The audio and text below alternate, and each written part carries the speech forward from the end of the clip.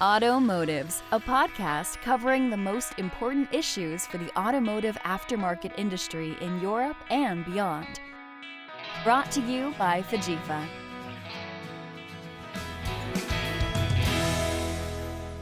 Hello, everyone. Welcome to a new episode of Automotives. It's been a few months since we last talked to you, and we missed you. And we have come back right now with a very topical issue to discuss that affects highly the automotive aftermarket. Today, we're going to discuss about the SERMI authorization scheme, and I am very happy to have with us today um, Jan-Willem van der Linden, who not only is co-chair of this new association, but also he's data and digitalized expert and specialist at Bovag. Bovag, correct me if I'm wrong, Jan-Willem, is the organization of more than 9,000 entrepreneurs in mobility and retail in the Netherlands. Yeah. First of all, hello to everybody. It's a Welcome. pleasure to be here. And yeah, you're completely correct, Alvaro. It's almost 9,000 members of the Dutch Association, and it's all about automotive. So, except for importers. Well, he's the right voice for this issue, not only because of his expertise in the field for many years working at Bovag, but also, as I mentioned, because he's co-chair of SERMI, which I will pass the word on SERMI to him in a moment. But I just want to, for the people that don't know about SERMI, to just give a couple of lines. SERMI, which was founded actually by the different players in the automotive industry, from manufacturers to independent operators such as Fajifa, is a harmonized authorization scheme for access to anti-theft related repair and maintenance information for all vehicle manufacturers, whether it's cars, vans, or trucks. And through this scheme, as an independent operator with just one SERMI certificate, you can access all the relevant information for programming keys, replacing door locks, and all of the parts that are whether software or hardware related to anti-theft systems from, again, any manufacturer. So it is going to be it's in its initial phase in many countries in Europe. It is going to be a real game changer in the aftermarket for both distributors, repairers, producers of parts, producers of diagnostic tools.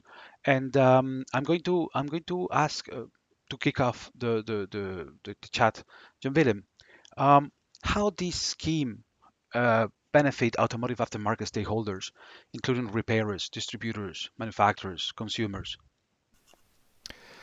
Um, It really helps because what you said already, it's one universal certificate for all brands that are being sold in Europe. Um, and especially because right now you encounter that you have to have the accreditation of the vehicle manufacturer themselves. In this case, there's a different conformity assessment body, an independent who are doing the assessment for your organization.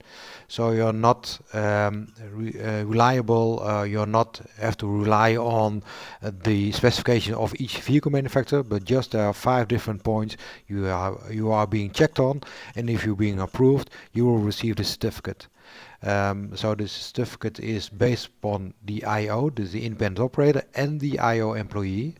Um, and then you can have access to all kind of anti-theft related information. That's correct, and that's really working fine right now. We already are productive in Sweden, as you already perhaps know. So it's working great at this moment. So yeah, we're happy. Okay. And what would you list as the primary objectives and goals of the accreditation scheme? And how do you think this contributes to the overall quality and integrity and digital readiness of the aftermarket industry? If we look at the primary objective of the SERMI organization is to implement SERMI across Europe and to have to recommend the EU Commission about amendments we would like to have on the SERMI scheme. So that's basically the goal of the SERMI organization. If you look at SERMI itself, it's of course a universal access method to go into the RMI systems of the vehicle manufacturers, to get in to program vehicles, to program keys, program locks, everything that's related and linked to the vehicle itself. So that's the primary goal of SERMI. And for the vehicle manufacturers, of course, important to know where the vehicle is located, if there's any stolen vehicle in place, so they know where to look at, and they will not do it because they are not aware about the IO who's behind the certificate, but they will request this conformity assessment body to investigate on their behalf. So they are the only one who really know who you are as an IO. So we as SERMI organization do not know who's behind the certificates itself. So that's important.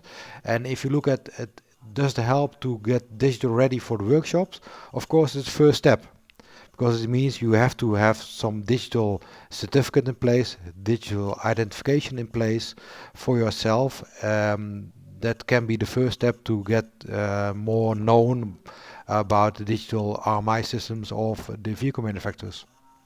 Oh, yeah, interesting. And for those that could be potentially concerned, how does SERMI ensure that those accredited entities meet high standards of quality, safety, compliance with industry regulations? Yeah, there are two things. If you look at the IO themselves, they're being assessed by an independent conformity assessment body. What I told before is that not the vehicle manufacturer is inspecting you, but an independent, a fully independent conformity assessment body is checking you as the IO. So they cannot say because you've got blue eyes and I don't like blue eyes and you will not receive the certificate. No, that's not the case. So as long as you have a clean criminal record as an IO, as a company, you have an insurance there, you've got some skills and knowledge about the automotive and are working in the automotive, and you have got an insurance there in place, then you can receive this certificate. So that's really good. And if you look at what you could do for different with the consumer, is that the consumer also knows that you are being inspected by an independent party, so they know that you are trustworthy, and they can. And that's important for the consumer, of course, because they are coding a key and they don't want to be at the end that the next day or within a week your vehicle is stolen because the key is coded twice. Yeah. So that's very important, of course, to get this feeling also for the consumer to get in place that they're really working with trustworthy companies. Okay, okay, understood. And right now, what's the current status of implementation across the European member states? And how do you envision that the role and the impact of SERMI accreditation will be evolving in the coming couple of years, especially in light of emerging technologies, considerations, technical considerations? Of course, I can only discuss right now what SERM is about, so I can't say anything about the future. I've got some ideas about the future, but I will say it a little bit later. If you look at the current situation, is that we have in October we've started with Sweden.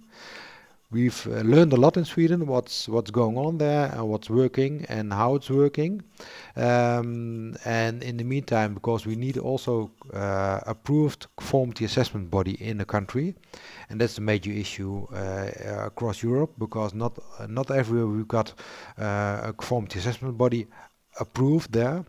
But as we are rolling right now with Sweden, we can see that some of the Swedish companies will also be active in other Scandinavian countries. So this means that in February we will start with the Scandinavian countries like Norwegian, Finland, Denmark.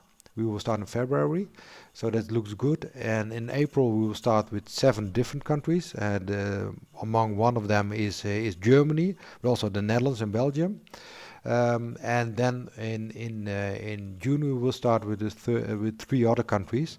So then we've got a major part of Europe. The biggest countries are then migrated into SERMI, and then we will see the full benefit of SERMI in place.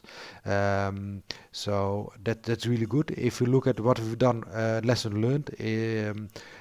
What we have done previously, we've implemented the remote service suppliers into our system. Before it was not available at all, but we've updated the scheme and we implemented the remote service suppliers, and they can also be active in all the countries, even if there's no SERMI at hand at that country, not yet implemented. They can also work with SERMI for those countries. So we've found all kind of solutions there, so that will work. If you look at the future of SERMI, if you basically see what SERMI is about, is identification of the IO and IO employee. And if you look at this part of it, then you can see it more like a driver's license. Right now you can work on SERMI related parts like just cars, but in the future you could say, okay, I've got a different level on it, and then I can use for cybersecurity. It could be lower or higher, and you can work on this one even further and further. So it's a little bit depending, of course, on the European legislation where we're going on. But you could use it for cybersecurity, of course, in the next step, because it's just like an identification of the IO employee, and it's a very important start point. Okay, okay. Just so our listeners know, there will be some non-EU countries joining SERMI, so as you said, Norway, but not necessarily all of the uh, suspects of Schengen, right? Not all of them, like not Switzerland or Yeah, what's happening right now is that the vehicle manufacturers really like this idea of this single solution, like SERMI is, and they really would like to have this implemented across Europe. So this means not the EU, but across Europe. This means that, of course, Norway said also because they are more or less linked to some of the EU legislation, and like Switzerland's also investigating if they could use this scheme, and also UK, the United Kingdom, is really looking at to implement SERMI also. The vehicle manufacturer, everybody in the UK wants to have this, but we need to look at the legislation in the UK. Because of the Brexit, they don't fully use the European legislation anymore. yeah. So in this case, we have to look at if there are any issues there. As far as we can see it, there's no issue at all, because the SERMI scheme is approved by the European Accreditation Association, and with this in this territory also UK is there, so they could really easily use the SERMI scheme also. So that's what we're talking about right now, to have this implement also in the UK, and in Switzerland I think it will be the same there also. It's Okay, a little fingers bit crossed then. depending. Yeah, yeah, correct. And finally, Jan-Willem, what advice would you give to automotive aftermarket stakeholders, such as repairers or distributors, like as manufacturers, policymakers, Yeah, who are that considering actually or are interested in SERMI accreditation? yeah that's really big question to close with, but Yeah. I'll try to address some of the parts of there. If we look at the repairs and distributors, is really to say right now, stay alert on the introduction of SERMI in your country, and ask yourself, do you need the SERMI certificate or not? Because not for every work you're doing in a workshop you will need the SERMI certificate. Also for distributors, if you're looking, as some of the distributors are also using remote source supply solution, they also should look at receiving the SERMI certificate in their country if they need it. But really look at, stay alert on it. Do I really need to have this certificate in place? Yes, no. If I'm just doing regular maintenance like servicing a vehicle, changing oil, then I really don't need the SERMI certificate in place. So that's easy. But if you're doing more like what you discussed before, anti-theft related information, then you will need this SERMI certificate. If I look at the vehicle manufacturers, I would really say stay in touch with ASEA, so the Association of Vehicle Manufacturers, to know which countries will implement SERMI for the next times. And be aware that SERMI is about anti-theft related repairs on a specific vehicle. So be aware where you're using SERMI scheme and where you're not using SERMI scheme, because it's in legislation. You cannot abuse this scheme, of course. And if I look at the policymakers themselves, I must say that all the automotive, everybody who I'm talking with, are really happy with the start of SERMI, that we finally can start. Um, is working nice, fluent. Everybody can work with this digital certificate, so really happy with this one. And what I told before also is that is an identification certificate. So we could use this identification certificate for more than only SERMI. Like we discussed, we can use it on cybersecurity, but even on more parts of it. If you do the PTI, you could use it on the PTI instance. You could even use it if you go to vehicle data. So you can really work on it more and more because you have got the ID of the worker who's really working on the vehicle. So that's really the future to look at. Okay, don't implement new identification system. Please use the one we are implementing right now across Europe. Okay, yeah, quite clear. I think this was very interesting for those who actually know a little bit about the aftermarket and all of the all of the issues in the repair and maintenance field, but are not necessarily experts. Of course, they can find more information about SERMI both on Vigifa's website and in SERMI's website, vehiclesermi.eu. It was a great pleasure to have you, Jan-Willem. Thank you very much for a clear explanation. You're welcome. I'm really pleased to have this podcast together with you, Alvaro, and I hope you enjoyed it. Sure, and I am looking forward to be able to report many more countries by this time next year, and that this is a success story for the entire aftermarket. Thank you once again. Thank you everyone for listening. We will come back soon in a few weeks with another episode of Automotives. Thanks for everything, and Merry Christmas. Merry Christmas. Bye bye. Bye. That was today's Automotives episode. Subscribe to our channels for more to come.